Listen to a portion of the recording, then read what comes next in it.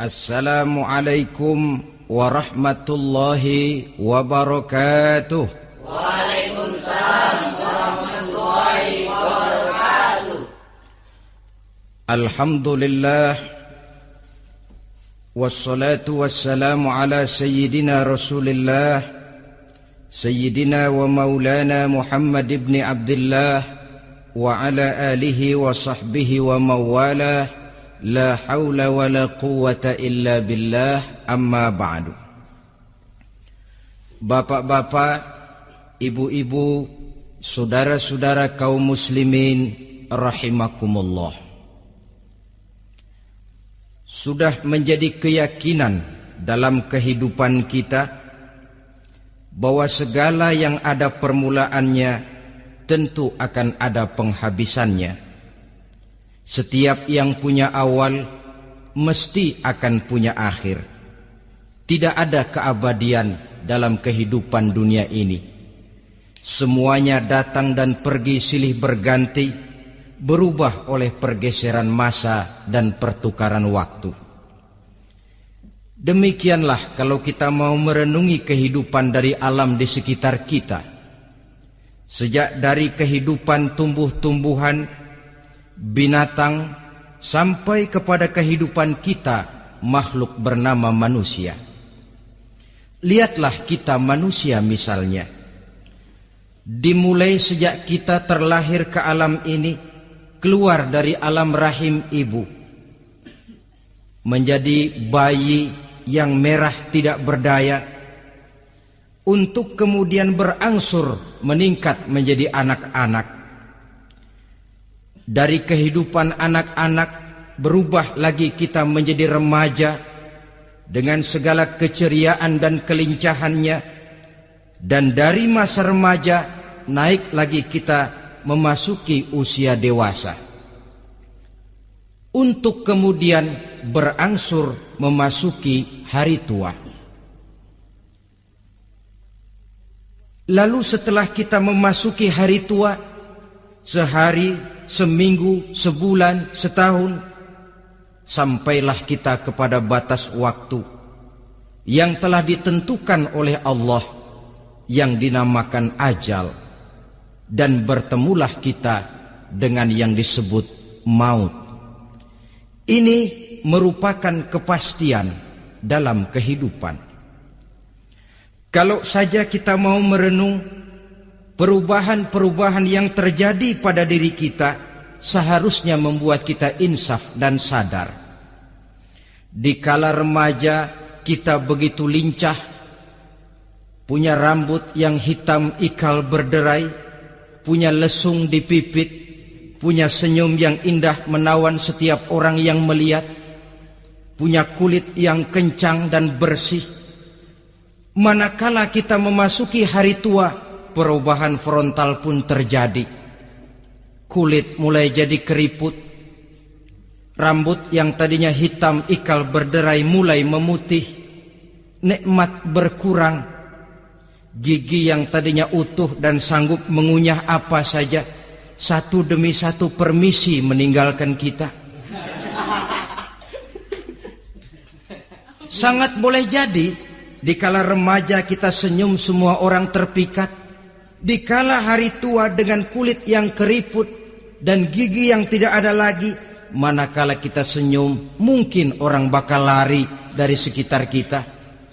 Kemana keindahan yang tadinya begitu menawan? Kemana senyum lesung pipit yang tadinya menarik perhatian orang? Pergi meninggalkan kita, berubah oleh pergeseran masa dan pertukaran waktu. Nah, bila maut datang menjemput kita, selesailah kehidupan sampai di situ? Ternyata belum. Kalau lahir merupakan perpindahan hidup dari alam rahim ke alam dunia, maka mati hakikatnya merupakan perpindahan hidup dari alam dunia ini ke alam kehidupan yang berikutnya, yang dinamakan dengan alam barzakh.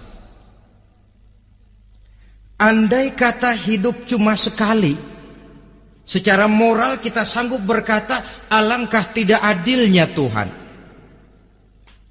Kenapa? Dalam kehidupan ini kan aneka ragam terjadi. Ada orang yang zolim, ada orang yang dizolimi. Ada orang yang membunuh, ada orang yang terbunuh. Ada orang yang kaya, ada orang yang miskin. Ada orang yang jujur, ada orang yang menghalalkan segala cara. Sehingga banyak ketidakadilan yang terlepas daripada pengadilan dunia. Lalu orang pun bilang, di dunia ini katanya banyak pengadilan tapi sulit keadilan. Di dunia ini mudah mencari pengadilan tapi sulit untuk mencari ketidakadilan. Andai kata hidup cuma sekali, tidak akan ada hidup sesudah hidup yang sekarang ini. Bagaimanakah nasib mereka yang lepas dari pengadilan dunia ini? Alangkah tidak adilnya Allah, andai kata tidak ada kehidupan sesudah hidup yang sekarang. Tentulah akan terjadi di mana orang menghalalkan segala macam cara untuk mencapai tujuan. Yang penting kan saya kaya, yang penting kan saya punya jabatan dan kedudukan tinggi. Kalau perlu jilat atas, jilat atas. Kalau perlu sikut kiri kanan, sikut kiri kanan. Kalau perlu injak bawah, injak yang bawah. Ini prinsip daripada orang-orang komunis. Dan pantas karena mereka tidak percaya kepada kiamat. Pantas karena mereka tidak percaya akan adanya kehidupan sesudah hidup yang sekarang ini. Maka saya menghimbau kepada seluruhnya, kita sudah kadang menyepakati negara ini berdasarkan Pancasila. Kita sudah kadang konsensus bahwa PKI dengan seluruh ajarannya tidak punya hak hidup di bumi Pancasila yang kita cintai ini. Maka salah satu ajaran PKI tujuan menghalalkan cara. Kita orang Indonesia yang berbudi pekerti luhur, yang punya nilai budaya tinggi, janganlah sampai mencaci PKI, membubarkan PKI, mengutukkan PKI, tapi dalam kehidupan sehari-hari prakteknya prinsip komunis kita pakai. Apa itu? Tujuan menghalalkan cara. Asal sudah tujuan tercapai, cara apapun saja halal. Itu pandangan hidup orang yang tidak percaya kepada adanya hari akhirat. Sebagai muslim yang yakin akhirat ada, kiamat pasti akan datang. Hidup tidak cuma sekali. Maka kalau kita zalim, kalau kita berbuat aniaya, kalau kita melakukan korupsi, kalau kita merugikan orang lain, boleh jadi kita terlepas daripada pengadilan dunia. Tapi ingatlah, kita tidak akan pernah lepas dari pengadilan Allah. Pengadilan Qadhi Rabbul Jalil, di mana kita akan diadili dengan seadil-adilnya.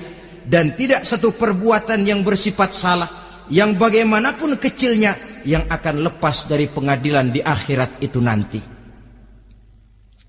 Pantas saja kalau satu hari malaikat Jibril datang menasehati Rasulullah sallallahu alaihi wasallam, yang artinya juga menasehati kita semua. Apa kata malaikat Jibril kepada baginda Nabi? Ya Muhammad, ish ma syi'ta fa innaka mayyitun. Hai Muhammad, hiduplah semau kamu, tapi jangan lupa kamu pasti akan mati. Kalau memang dilarang tidak terlarang, dicegah tidak tercegah, kamu mau melaksanakan hidup menurut maumu sendiri, persilakan, hiduplah menurut mau dan gayamu. Tapi jangan lupa, fa innaka mayyitun, satu saat kau pasti bakal mati. Dan mati itu bukan akhir dari segalanya. Dia babak baru bagi kehidupan selanjutnya. Silakan hidup menurut maumu, tapi jangan lupa kau pasti akan mati. Wa'mal ma syi'ta fa innaka majziyun bih. Kerjakan apa saja yang kamu mau. Kalau kau mau menghalalkan segala macam cara, persilahkan halalkan segala macam cara. Tapi jangan lupa kau akan mendapat balasan dari seluruh amal perbuatanmu. Wa ahbib ma syi'ta fa innaka mufariquhu, dan cintailah apa saja yang mau kau cintai. Kau cintai anak istrimu, silahkan. Kau cintai harta bendamu, tafadhal. Kau cintai tanah airmu, kau cintai pangkat dan jabatanmu, persilahkan. Tapi jangan lupa, fa innaka mufariquhu, kau pasti akan berpisah dan akan meninggalkan segala yang kau cintai itu. Apa artinya ini buat kita? Ternyata sesudah maut datang menjemput kita, ada kehidupan sesudah hidup yang sekarang ini. Ini yang mendorong kita untuk dalam kehidupan di dunia ini tidak melakukan prinsip saenake dewe, semaunya sendiri saja, asal perut kenyang, asal pangkat tinggi, asal harta dapat. Masa bodoh dengan merugikan orang lain, masa bodoh dengan menipu orang lain. Iku jenenge saenake dewe. Muslim tidak diajarkan. Ingat manusia, setelah kau mati, setelah kiamat datang, kau akan dibangkitkan, kau akan dimintakan pertanggungan jawab tentang kehidupan yang sekarang ini. Saudara hadirin, oleh sebab itu kalau kita bicara soal kiamat, soal akhirat, ini memang masalah yang gaib, yang sepenuhnya tidak bisa dicernakan dengan kemampuan penalaran intelektual. Dasar di dalam membicarakan ini tidak lain adalah iman kita kepada Allah Subhanahu wa ta'ala. Bukan cuma zaman sekarang, dari zamannya Nabi. Orang itu kalau sudah bicara kiamat, bicara akhirat, ada yang ragu-ragu, ada yang menolak sama sekali. Bukan dari zaman sekarang, dari zaman dulu. Pernah kok satu saat Rasulullah itu dakwah, menceritakan, saudara-saudara, akan terjadi kiamat di mana Allah akan membangkitkan manusia dari kuburnya untuk memintakan pertanggungan jawab. Ini dalam dakwahnya Nabi pidato macam itu. Apa reaksi orang? Yang beriman ya mantap, tapi yang tidak beriman, bajingan-bajingan Quraisy ini, mereka bertepuk tangan, mengejek, mencaci. Malahan ini yang luar biasa, ada dua orang kafir namanya Ubay bin Ka'ab dan Al-As bin Wa'il. Mendengar pidato macam ini, mereka buru-buru pulang ke rumah. Ngapain? Ngambil pacul. Lalu berangkat nyari kuburan tua. Dia gali itu kuburan. Tulang-tulangnya diangkut, dibawa ke depan Nabi. Ya Muhammad, tulang-tulang yang udah hancur begini, siapa yang bisa ngidupin lagi? Yang macam-macam aja kamu Muhammad. Nggak rasional, nggak masuk akal. Allah menjawab. Apa kata Allah? وَضَرَبَ لَنَا مَثَلًا وَنَسِيَ خَلْقَهُ قال من يحيي العظام وهي رميم قل يحييها الذي أنشأها أول مرة وهو بكل خلق عليم.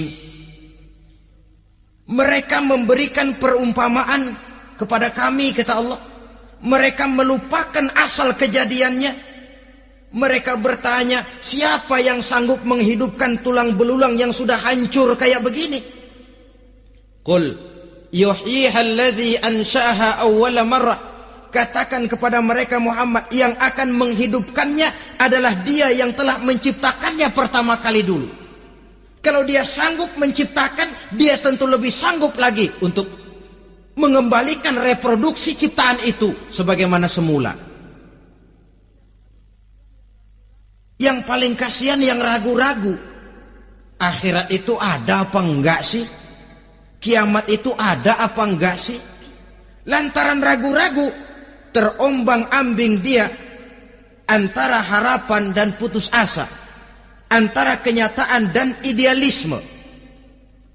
Ada yang buta sama sekali, 100% terhadap keadaan-keadaan sesudah mati. Perhatian mereka hanya tercurah kepada kehidupan sebelum mati. Yang mereka perhatikan siang dan malam tidak lebih daripada urusan perut. Pergi pagi, pulang sore, peras keringat, banting tulang. Cuma soal makan, soal minum, soal pakaian, soal kendaraan, soal rumah tangga, soal anak, soal istri. Yang mereka pentingkan hanya soal-soal politik misalnya, ekonomi, pembangunan dan industri. Untuk soal-soal kayak begitu giat betul, habis seluruh waktu untuk memikirkan meningkatkan kebudayaan, politik, sosial, ekonomi. Kadang-kadang kurang tidur, kurang istirahat, berkeliaran ke sana kemari ke tempat yang jauh-jauh, sampai kadang-kadang terkena stres, penyakit darah tinggi, ginjal, lever, untuk memikirkan hal-hal yang semata-mata karena dunia saja. Lantas boleh jadi mereka mendapatkan kekayaan yang berlimpah ruah, mendapatkan kedudukan yang tinggi, nama yang semerbak, dikenal orang di barat dan di timur, di utara dan di selatan. Tetapi alangkah kecewanya mereka jikalau datang ajal menjemput nyawa, mati mereka, meninggalkan harta yang banyak, nama yang masyhur. Mereka disebut dengan jasa-jasanya. Radio memberitakan, TV menyiarkan, koran-koran memuat. Bahkan nama mereka kadang-kadang dikenang 2-3 tahun setelah wafatnya.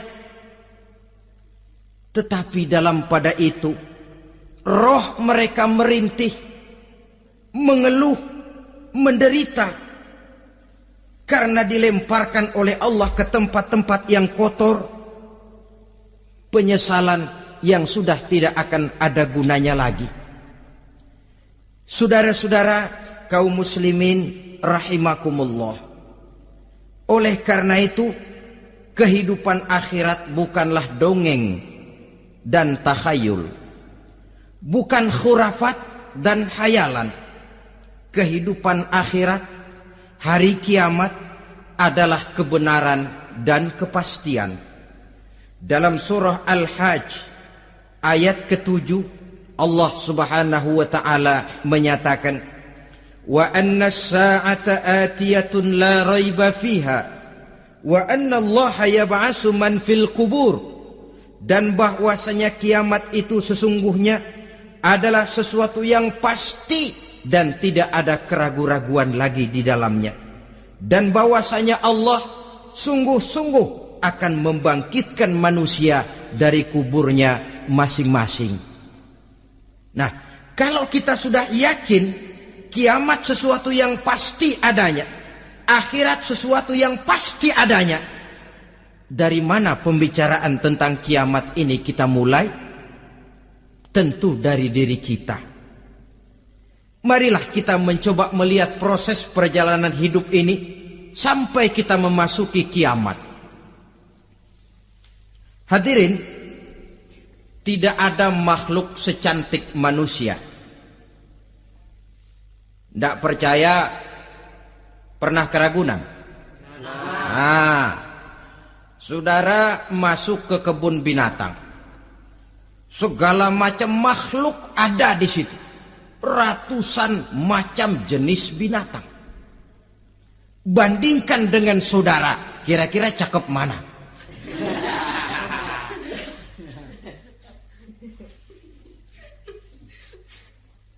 Dari seluruh makhluk yang diciptakan Allah itu, manusia fi ahsani taqwim, dalam bentuk yang paling sempurna, sejak susunan biologis sampai kemampuan berpikir. Biologis kita, ya Allah, diciptakan kita begini rupa, diberikan 2 kaki untuk berjalan, 2 tangan untuk bekerja, diberikan 2 mata, dua-duanya di depan. Pernah saudara mikir kalau mata kita yang satu di depan, yang satu di belakang? Rasanya nggak laku kacamata itu.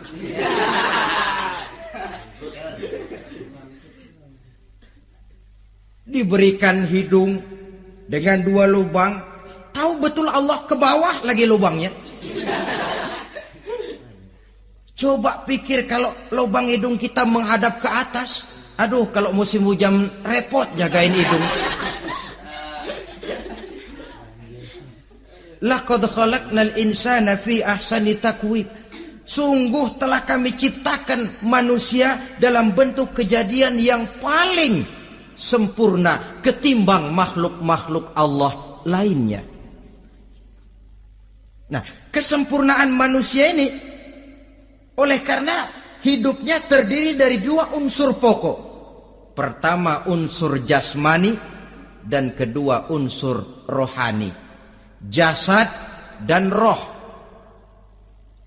Jasad yang terlihat sekarang ini, potongan saudara yang ngejedok di depan saya ini jasad saudara. Ini yang berasal dari saripati makanan yang dimakan oleh bapak ibu kita.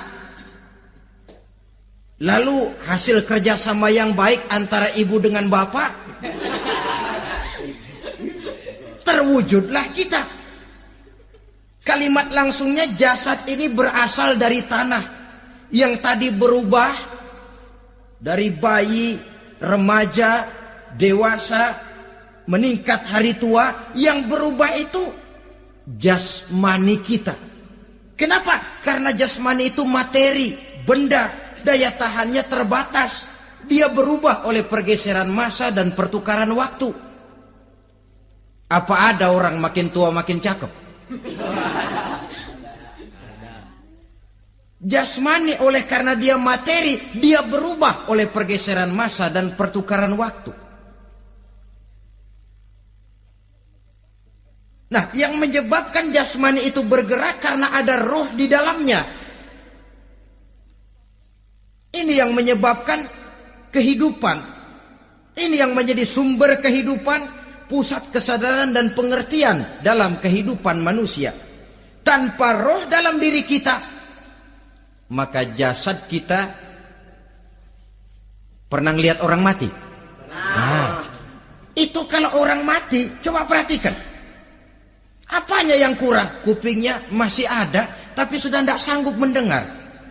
Matanya masih lengkap, tapi tidak mampu melihat. Jangankan melihat, terbuka saja tidak. Mulutnya masih ada, tapi sudah tidak bicara lagi. Telinganya cukup, tapi sudah tidak sanggup mendengar. Kakinya lengkap, tapi tidak mampu lagi berjalan. Apa penyebabnya itu? Ternyata jasmani kita, jasad ini manakala sudah ditinggalkan oleh ruh, dia tidak akan bisa berdaya apa-apa. Tidak mampu berjalan, tidak pula berbuat, tidak pula bekerja apapun saja. Saudara-saudara, dua-duanya punya kebutuhan. Jasmani ada kebutuhannya, rohani pun ada kebutuhannya. Jasmani yang jelas perlu makan, perlu minum, perlu tidur, perlu pakaian, dan sebagainya. Nah, apabila saat berpisah datang, ajal sampai, berpisahlah roh dan jasad. Dan itulah yang dinamakan dengan maut. Jadi apa sih mati itu? Mati adalah berpisahnya roh dengan jasad. Sebab itu Islam sangat menganjurkan kita untuk banyak-banyak mengingat mati. Bagaimana caranya mengingat mati? Pertama, mati itu kan pasti. Kira-kira yang hadir di sini ada yang nggak mati nggak kira-kira? Semuanya bakal mati kan? Berani? Berani. Sekarang mau? Saudara, sebenarnya kalau kita merenung lebih jauh, orang itu tidak perlu takut mati. Walaupun tidak boleh terlalu berani menghadapi mati. Karena bagaimanapun takutnya kita kepada mati, toh dia pasti datang. Bagaimanapun beraninya kita mati, kalau belum ajal ya tidak mati juga. Jadi muslim itu kan harus berani menghadapi hidup dan tidak takut menghadapi mati. Mati adalah sesuatu yang pasti.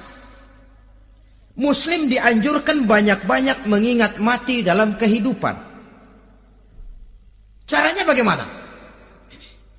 Pertama, berziarah nengokin teman yang sakit. Ya? Suka nengokin teman yang sakit enggak? Oh, itu pahalanya kata Nabi. Menengok orang yang sedang sakit lebih afdol daripada sholat sunnah 1000 rakaat. Apa pernah saudara sembahyang sunnah sampai 1000 rakaat? Nengokin orang sakit pahalanya lebih afdol daripada itu. Kenapa menengoki orang sakit mengingatkan kita kepada mati? Iya ya, ini teman saya yang kemarin segar banget, bercanda sama saya, ketawa sama-sama, sekarang terbaring tidak berdaya, hilang kemampuannya, hilang keceriaannya, sakit. Iya kalau sembuh, kalau ajal, iya sekarang giliran dia, kalau jatuh ke saya. Lalu menghibur teman dengan kata-kata yang enak, yang akan mendatangkan sugesti supaya dia cepat sembuh. Jangan nengokin orang sakit jujur. Sakit apa lu? Perut. Emang teman gua kemarin sakit begini mati loh. Wah, itu orang bisa jadi shock lantaran etika kita tidak akan sampai ke sana. Menjenguk orang sakit akan mengingatkan kita kepada mati. Apalagi ziarah kubur. Ada yang orang tuanya sudah meninggal? Kalau ada, ya tidak bisa tiap hari, sekurang-kurangnya seminggu sekali. Jumat pagi misalnya, ziarah kita ke kubur. Sehingga kalau kita masuk kubur kan ada etikanya. Assalamualaikum ya ahlal kubur wa inna insyaallahu bikum lahikun. Hai penduduk kubur, keselamatan bagi kamu dan kami yang masih hidup sekarang ini insyaallah pasti bakal nyusul kamu. Iya, yang kemarin gagah benar sekarang terbaring tanpa daya. Ini unggukan kuburannya. Yang kemarin ada sekarang sudah tidak ada. Kemana dia? Kami satu saat pasti akan begini. Ingat mati. Lalu apalagi yang bisa membuat kita ingat kepada mati? Mengawal jenazah. Bukankah sangat dianjurkan oleh agama? Bahkan kalau bisa sejak mengurusnya, memandikannya, mengkafankannya, menyolatkannya untuk kemudian mengantarnya ke kubur. Hari ini saya antar dia ke kubur, besok boleh jadi saya yang diantar orang. Hari ini saya solatkan dia, besok boleh jadi saya yang disolatkan orang. Hari ini saya masukkan dia ke liang lahat, besok mungkin giliran saya dimasukkan orang ke liang lahat. Ingat mati, tumbuh kesadaran. Lalu daya positifnya dalam kehidupan apa? Nah, saudara-saudara hadirin, orang yang mengingat mati bukan lantas menjadi lemah dalam kehidupan, menjadi putus asa, sedikit semangat, terbentur kesulitan, mudah frustasi. Bukan itu tujuannya kita diperintah mengingat mati. Jelasnya Islam menganjurkan kita untuk mengingat mati guna maksud-maksud yang positif, supaya orang lalu sadar hidup ini cuma sebentar. Maka mumpung hidup, nah ini mumpung, tapi mumpung yang baik. Mumpung hidup, maka hidup yang singkat ini harus saya pergunakan dengan sebaik-baiknya, melakukan kebajikan yang sebanyak-banyaknya, menjauhkan rasa malas, menunggu keajaiban yang datang dari langit, berleha-leha, bermain-main, sementara maut kalau dia datang tidak pernah main-main. Pantas kalau seorang penyair bernama Syauqi memesankan tazawwad bittaqwa fa innaka la tadri idza hanna al-lailu hal ta'ishu ila al-fajri kam min sahihin mata min ghairi illatin wa kam min alilin 'asha hinan min ad-dahri. Persiapkan dirimu dengan takwa, sebab kamu tidak tahu apabila malam datang kamu masih bisa hidup apa enggak besok pagi.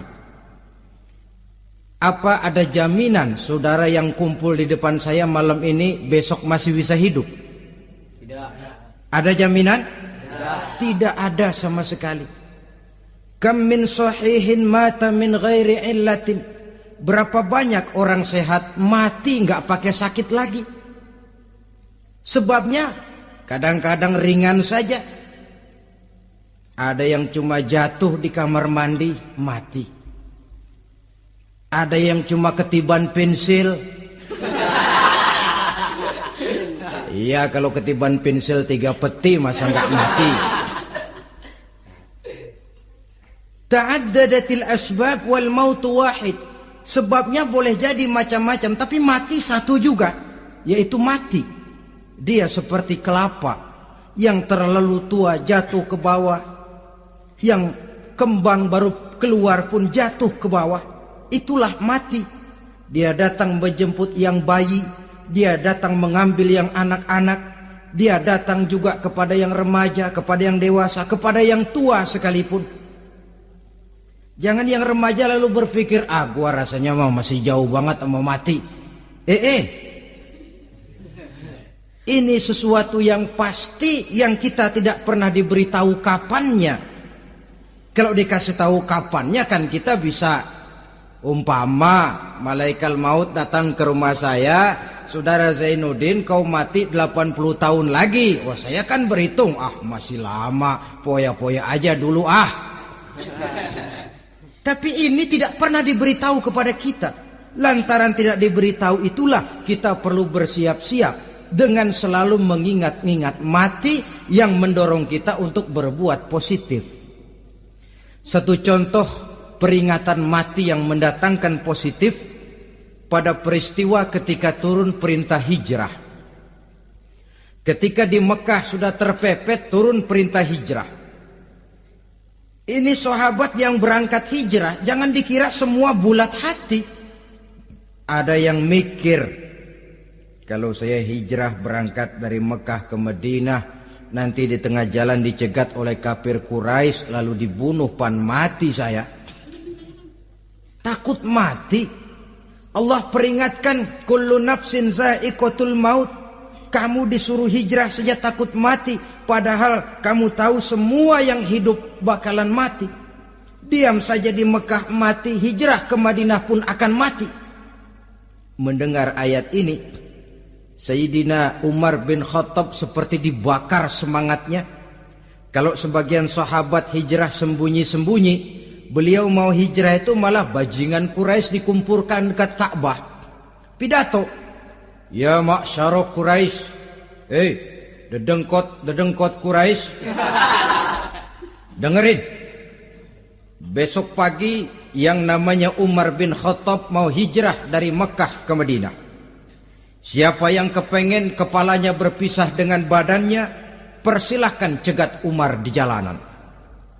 Besok dengan tenang dia berangkat hijrah, gak ada yang berani nyegat. Tuh Quraisy juga barangkali mikir, gue ngapain nyegat penyakit. Begitu ingat mati, timbul semangat juang, timbul semangat berbuat. Ini ingat mati yang positif, bukan yang melemahkan semangat. Dah jangan kerja rajin-rajin dah, lu bakalan mati. Ini ingat mati yang salah pasang. Ingat mati seharusnya mendorong manusia untuk berbuat lebih tekun. Allah memberikan peringatan, qul innal mauta allazi tafirruna minhu fa innahu mulaqikum. Katakan, maut yang kamu akan melarikan diri daripadanya, yang kamu takuti benar dia pasti akan datang menjemput kamu. Saudara-saudara hadirin yang saya hormati, datangnya memang tidak kita harapkan yang namanya maut, Tapi sekali dia datang, tidak ada pintu tempat kita lari. Dia memang tidak pernah kita undang. Tapi sekali dia datang, mengetok pintu, kekuatan apa yang bisa menolak?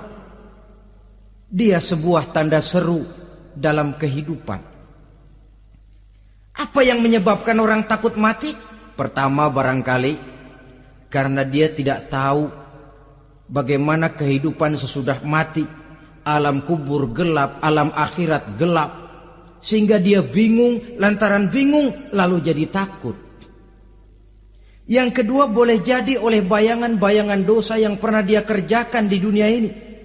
Kerjanya cuma menumpuk dosa. Dia gembira, bahagia, tertawa di atas tumpukan dosanya. Merasa segan berpisah dengan seluruh kehidupan ini. Sehingga boleh jadi maut adalah sesuatu yang ditakutkannya benar dalam kehidupan. Tapi bagaimanapun takutnya, tidak ada tempat lari dari dia. Dalam ayat lain Allah jelaskan, Aynama takunu yudrikumul mautu walau kuntum fi burujim musayyadah. Di mana saja kamu berada, dalam benteng yang paling tangguh sekalipun, maut pasti akan datang menjemput kamu. Nah, bagaimana caranya maut datang menjemput kita?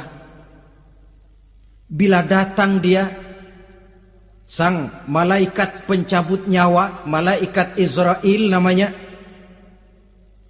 hendak mengambil ruh kita. Dalam suasana macam begitu, di akhir kehidupan dunia, dalam berhadapan dengan sakaratul maut, terbagilah manusia dalam dua bagian besar. Pertama, yang menghadapi sakaratul maut itu dengan husnul khatimah, baik di akhirnya, sehingga pada saat ruhnya berpisah dengan jasadnya, kelihatan dia seperti senyum, mukanya cerah. Bahkan sebelum itu boleh jadi dia sempat meninggalkan pesan-pesan yang baik. Ada yang sempat azan, ada yang sempat baca Quran.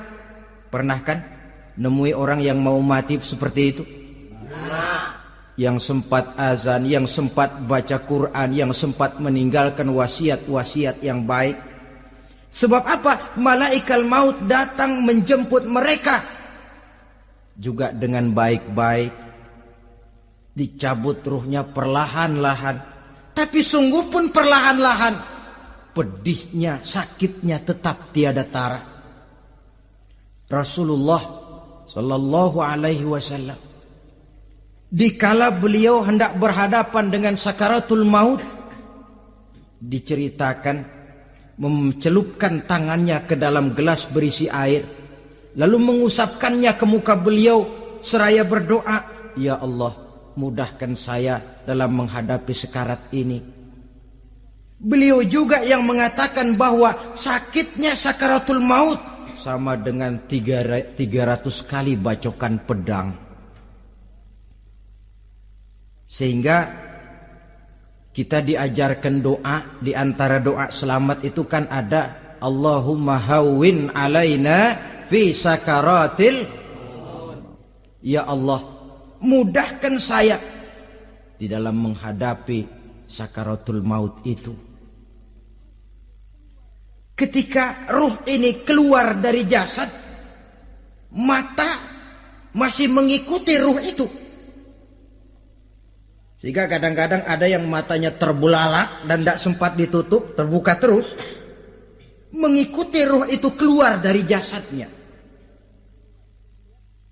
Adapun golongan kedua, manusia yang ketika berhadapan dengan sakaratul maut mendapatkan su'ul khatimah, jelek di penghabisannya. Sekaratnya sudah setengah mati, lalu jelek juga di akhirnya, mati dalam keadaan yang tidak baik, tidak terpuji. Ada yang lagi megang kartu, mati. Ada yang lagi di tempat ngadu ayam, mati. Ada yang lagi di tempat pelacuran, mati. Ada yang lagi megang botol minuman keras, mati. Nih barangkali malaikat maut gemes banget nariknya, lu bajingan, lu tarik terus kan, mati su'ul khatimah. Makanya bagus itu. Kadang-kadang di majelis-majelis taklim kan sering dibaca, ya Allah biha, ya Allah biha, ya Allah bihusnil khatimah. Kan ada itu? Ada enggak? Saudara hadirin, mohon agar oleh Allah kita diberikan husnul khatimah, baik di saat ruh akan berpisah dengan jasad. Ini sesuatu yang pasti. Sang malaikat maut datang menjemput nyawa. Setelah ruh berpisah dari badan, maka tinggallah sang badan, ditangisi oleh semua yang kita tinggalkan. Sehingga kepada putrinya Fatimah, ketika malaikat maut datang hendak menjemput baginda Nabi, beliau berkata kepada anaknya Fatimah, kamu tahu siapa yang datang? Saya tidak tahu Bapak. Yang datang hadimul lazat. Itu dia yang menghancurkan seluruh kesenangan dunia. Wa qati'us syahwat. Yang memisahkan kita dengan seluruh yang kita cintai. Dia malaikat maut, Pak. Manakala jasad sudah ditinggalkan oleh ruh, itulah yang dikerubungi orang. Anak menangis, istri menangis, orang tua bersedih, teman-teman merasa kehilangan, menangisi jasad. Diuruslah jasad kita, dimandikan sebagaimana mestinya, dikafankan dengan kain putih 3 lembar, itu yang hendak kita bawa kembali ke tempat asal kita. Pakaian sutra, jas yang mereknya Switzerland wool, kain yang Samarinda, sepatu yang Belly atau Beltoni, jam tangan yang Rolex, kendaraan yang serba mewah, tidak ada yang menyertai kita. Kain putih 3 lembar itu saja lagi. Demi setelah dikafankan, dibujurkan kita menghadap ke arah kiblat, orang banyak pun datang menyolatkan kita dengan 4 takbir, diiringi dengan doa, lalu upacara pelepasan, berangkat kita meninggalkan anak, istri, suami, kampung halaman, tanah air, bahkan alam dunia ini. Selamat tinggal alam dan seluruh isinya. Tinggallah yang tinggal. Saya akan kembali ke tempat asal dari mana saya datang, untuk kembali mempertanggungjawabkan seluruh perbuatan saya dalam kehidupan ini. Manakala upacara pelepasan selesailah sudah, dimasukkan kita ke keranda jenazah, digotong orang, bismillah wa ala millati rasulillah, dibawa ke tempat peristirahatan terakhir katanya. Padahal dulu kalau mau kita istirahat, ke villa lah kita, ke Bali lah kita, ke Hong Kong lah kita, ke tempat-tempat tamasya yang indah. Oh, rupanya akan sampai juga perjalanan menuju tempat peristirahatan terakhir, yang luasnya tidak akan lebih dari 2 kali 1 meter. Diusung orang kita, diantarkan orang banyak. Manakala sampai ke atas liang lahat, pengusung jenazah dibuka, diturunkan kita ke liang lahat, dibaringkan. Gumpalan tanah akan jadi bantal kita. Muka dibuka, dihadapkan ke arah kiblat. Setelah itu ditutup liang lahat kita dengan kayu. Masih belum kurang, diuruk dengan tanah. Yang menguruk orang-orang yang tadinya mencintai kita, menyayangi kita. Tapi ketika jasad sudah ditinggalkan ruh, habis rupanya cintanya. Coba jasad kalau sudah ditinggalkan ruh, 3 hari aja di rumah, serem. Ya mayit, siapa yang betah nemenin mayit?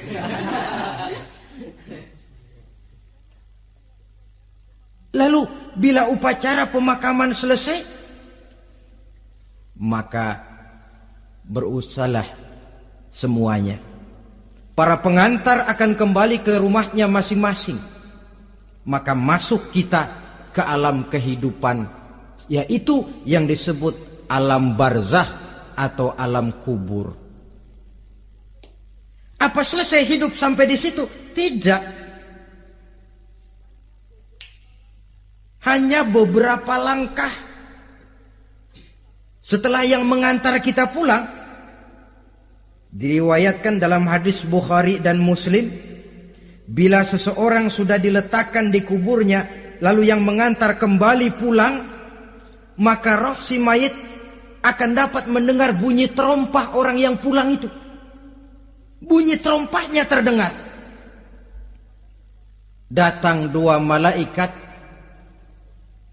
menanyakan dia dengan pertanyaan-pertanyaan yang kalau bisa dijawab dengan betul. Dua malaikat yang bernama Munkar Nakir akan bilang, jawabanmu betul. Tenanglah kau di sini, naumatal arus. Tidurlah kau di sini seperti tidurnya pengantin. Orang yang baik-baik di alam kuburnya akan mendapat nikmat kubur. Sehingga masa penantian yang lama, sebab jangan lupa, kita masuk ke kubur itu kan menunggu sampai datangnya hari kiamat. Jadi kalau kiamat umpama masih 1000 tahun lagi, ya 1000 tahun kita menunggu. Orang yang baik-baik penantian di alam kubur, kata malaikat, naumatal arus, tidurlah kamu seperti tidurnya pengantin. Bagaimana sih tidurnya pengantin? Nggak berasa. Iya, kata anak sekarang, endah aja udah. Begitu mendusin pagi, kata lakinya, malam sebentar bener ya Neng. Sebentar betul katanya malam. Iya tentu saja tidak terasa. Kenapa? Dia tidak pernah memikirkan waktu. Terbawa oleh kenikmatan dan kelezatan yang dirasakannya dalam kehidupan.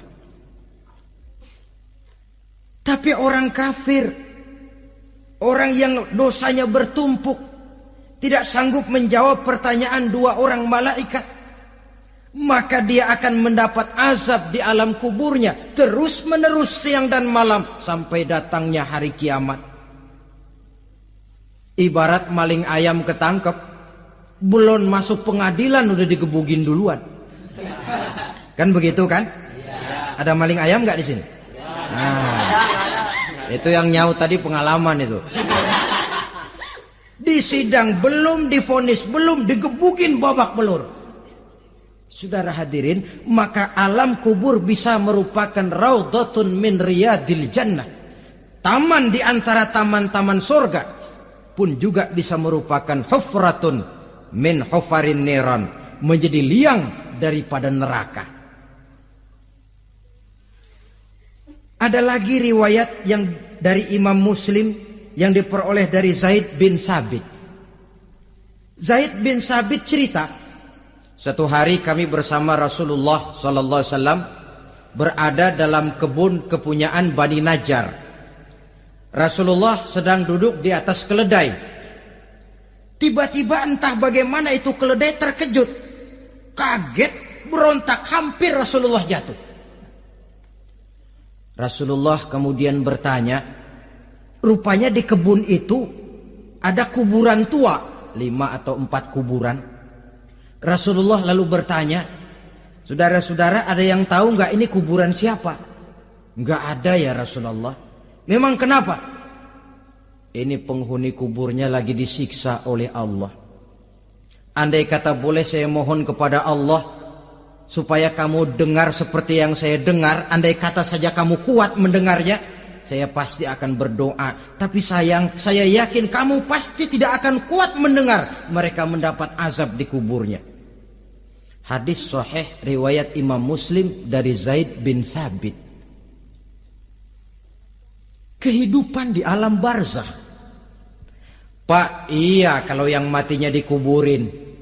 Lah kalau yang matinya diceburin ke laut, dibakar, di medan perang hilang gak ketahuan kemana jenazahnya. Saudara, hilang kek, dikubur kek, di dalam lautan direndam kek, itu kan cuma logika kita. Menurut Allah tidak ada perbedaan orang mati dikubur di dasar lautan, atau dibakar sampai jadi abu, atau gugur di medan perang tidak ketemu jenazahnya. Entah mereka tetap masuk ke alam barzah namanya. Jasad boleh hancur, tapi roh sebagai sumber kehidupan, pusat kesadaran dan pengertian, dia tetap ada, mengalami kebahagiaan dan kegembiraan, atau mengalami kepedihan dan penderitaan, bergantung kepada amalan yang kita lakukan dalam kehidupan di dunia ini. Maka dalam Yasin tadi kan jelas, qul yuhyiha alladzi ansha'aha awwala marrah. Yang menghidupkan mereka yang dikubur di dasar lautan, mereka yang dibakar sampai jadi abu, yang akan menghidupkan ialah Allah yang menciptakan mereka dulu pertama kalinya. Jadi kalau sudah ada aslinya, ya tentu tidak perlu contoh lagi, akan sangat mudah membuatnya. Orang tua kita, keluarga kita yang sudah berpulang, mereka di alam barzah sekarang ini bisa mendapat nikmat kubur, bisa mendapat azab kubur, bergantung amalan mereka dalam kehidupan di dunia ini. Dalam Musnad Imam Ahmad dan Sahih Abi Hatim malah ada tambahan riwayat, orang yang banyak kebajikannya di dunia, amalannya akan datang menemani dia. Sholatnya dekat kepalanya, puasa sebelah kanan, zakat sebelah kiri, menghibur dia. Malahan dikatakan berbentuk orang yang cantik menemani dia di alam kuburnya. Aneh, dia tanya, man anta lam ara fid dunya ajmal minka. Siapa kamu? Di dunia ini belum pernah saya melihat orang secantik kamu. Dia jawab, ana amaluka soleh. Saya adalah amalmu yang soleh yang kau kerjakan waktu di dunia. Saya sekarang diperintahkan untuk menemani kamu di sini. Alhamdulillah. Sedangkan amalnya yang jahat akan datang dalam bentuk yang menyeramkan menemani dia di sana. Bayangin deh, di kuburan ditemenin yang serem-serem. Sama juga di dunia. Di dunia, kalau kita di tempat gelap ditemenin orang cakep, enak nggak? Enak. Wah, pengalaman. Tapi coba bayangin, sudah tempatnya gelap, yang nemenin jelek nggak ketulungan, gerah kita. Nah, saudara hadirin yang saya hormati, lalu bagaimana tempat arwah-arwah yang sudah kembali menghadap Allah yang disebut mustaqarrul arwah itu? Macam-macam tingkatannya sesuai dengan profesi dan amalannya waktu di dunia. Ada roh-roh itu yang setelah pisah dengan jasad, artinya mati, ditempatkan di tempat yang disebut a'la iliyin, tempat yang tertinggi. Siapa ini? Arwahnya para nabi dan para rasul. Ini fi a'la iliyin, di tempat yang tertinggi. Arwahnya para nabi, arwahnya para rasul. Dan karena kita bukan nabi, bukan rasul, ya jangan mimpi dapat tempat fi a'la iliyin. Kecuali kalau Allah menghendaki, itu hak prerogatif Allah. Tapi kan tidak adil kalau Allah melakukan itu. Ini kelompok roh-roh yang masuk golongan VIP. Wah, the first class. Para nabi, para rasul. Lalu ada pula roh-roh itu yang setelah pisah dengan jasadnya diumpamakan seperti burung-burung hijau yang berterbangan di perkebun-kebunan surga. Roh siapa mereka ini? Rohnya para syuhada, orang-orang yang mati syahid gugur membela agama. Nah, ini bedanya orang mati syahid dengan pahlawan, ya. Apa bedanya syuhada dengan pahlawan? Kalau syuhada, orang yang gugur membela agama, niatnya karena Allah, mati syahid. Kalau pahlawan, orang yang gugur membela negara, orang yang dianggap berjasa kepada pemerintah. Klimaksnya, kalau orang mati syahid jelas surga, tapi pahlawan belum tentu surga. Kenapa? Bergantung kepada negara macam apa yang dibelanya dan pemerintah model mana yang dibelanya. Di negara-negara komunis misalnya, banyak nggak pahlawan? Banyak. Dengan sekian tanda jasa yang mati di medan perang dan sebagainya. Kira-kira pahlawan komunis masuk surga nggak? Ya, kalau pahlawan komunis masuk surga, kita nggak kebagian kapling di surga barangkali. Inilah bedanya pahlawan dengan orang mati syahid. Kemudian ada pula roh itu yang tertahan di pintu surga. Tertahan di pintu surga. Ini seperti tadi, orang yang mati syahid tapi masih ada kaitan di dunia. Rasulullah pernah ditanya orang, ya Rasul, kalau saya maju ke medan perang bela agama, mati syahid, apa saya masuk surga? Iya, masuk surga. Kecuali kata Nabi, kalau masih punya utang. Nah, tertahan di pintu surga. Ada pula roh itu yang tertahan di alam kuburnya. Ini umumnya seperti tadi itu. Ada mempunyai dosa, mempunyai kesalahan, sehingga merasakan azab kubur. Ada juga roh itu yang tertahan di permukaan bumi. Mereka yang dalam hidup selalu menumpuk dosa-dosa yang besar, meninggal sebelum keburu untuk bertaubat. Saudara hadirin yang saya hormati, inilah yang kita khawatirkan. Sebab jikalau pada saat roh sudah datang, jikalau saatnya roh datang berpisah dengan jasad, menemukan sakaratul maut, saat itu taubat sudah tidak akan ada gunanya lagi. Masuk ke alam kubur, mendapat azab kubur sampai datangnya hari kiamat. Berapa lama di alam kubur ini? Menunggulah kita sampai datang saatnya kiamat. Nah, saudara-saudara, apa tanda-tanda hari kiamat? Kapan dia akan datang? Bagaimana hal ihwal manusia pada saat terjadi kiamat? Bagaimana alam ini? Bagaimana perhitungan di padang mahsyar? Insya Allah akan saya ungkapkan pada bagian kedua dari ceramah ini. Insya Allah kita akan lanjutkan pembicaraan ini sampai kepada terminal paling akhir, surga dan neraka. Inilah saja pertemuan kita pada kesempatan kali ini. Terima kasih banyak atas segala perhatian. Mohon maaf atas segala kekurangan. Wabillahi taufik wal hidayah. Wassalamualaikum warahmatullahi wabarakatuh. Waalaikumsalam warahmatullahi wabarakatuh.